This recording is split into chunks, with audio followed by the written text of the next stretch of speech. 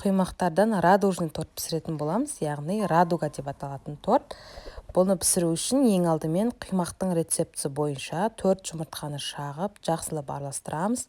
Үстіне шекерді қосып, оны да жақсылап сол ерігенше венчикпен араластырамыз. Бізге венчик болса болғаны, миксердің қажеті жоқ. Біркелкі болып араласқаннан соң, оның үстіне 2 стакан сүтті құямыз. Бөлме температурасында болғаны дұрыс. Құйғаннан кейін бір араластырып, үстінен жарты шай қасық тұз, жарты шай қасық ас содасын және 5 үлкен қасықпен сұйық майды құямыз. Құйып болғаннан соң бір араластырып жіберіп, ұнды салып масса дайындайтын боламыз. Ұныңызды бөліп салыңыздар. Сол кезде түйіршіктелмей бір келкі қою масса шығатын болады. Осылардың барлығын қосып болғаннан кейін үстінен ыстық қайнап тұрған судан 1,5 кружка қосатын боламыз. Бұл ыстық су блинчиктеріңіздің тесік-тесік ажурный болып пісуіне көмектеседі. Осылай жасасаңыздар, блинчиктеріңіз бір жасағаннан және әдемі ажурный болып шығады. Менде енді түрлі түсті құймақтар, яғни түрлі түсті торт қылып жасайтын болғаннан кейін осылай 4 ыдысқа бөліп алдым.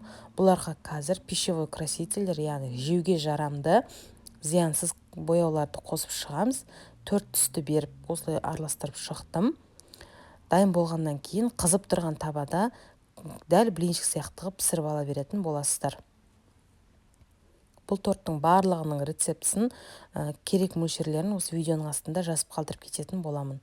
Мінекей менде дайын болды. Енді табаны қыздырып, кішкене ғана біріншінде майлаймыз, одан кейін майламай, бос біркелкі отта пісіріп алатын боламыз. Дайын болғаннан кейін, көріп тұрғандарыңыздай өте әдемі болып шығады. Өзіңіздің керек формаңызға, менде бұл 20 диаметрлі торт болады. Кесіп, өзінің формасын келтіріп алып, тортты жинайтын боламыз. Әртүрлі кремдер қолдануға болады. Сармай, сгущенка, немесе сметан. Менде енді творожный сыр, сливки болғаннан кейін сол кремді пайдаланып жасайтын боламын.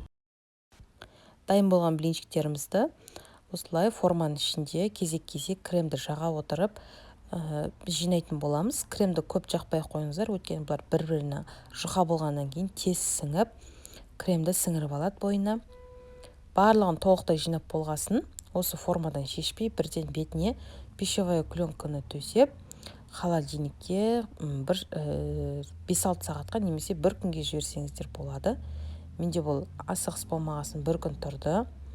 Содан кейін пищевая пленкасына шешіп, формадан шешіп, жан-жағын бір тегістеп, пайдаланып жіберсеңіздер болады. Жұмсақ, өте керемет болып шығады. Немесе қалауыңызша әртүрлі жазулар, жеміс-жидектерді қоюға болады, шоколадтарды қоюға болады. Мен жан-жағына шоколад және зефиркаларды пайдаландым. Егер құлпынай, сол сияқты тағы да жидектеріңіз болса, беттеріне қойып жіберсеңіздер болады. Дайын болғаннан кейін кесіп бірден чайларыңызбен жіберсеңіздер болады.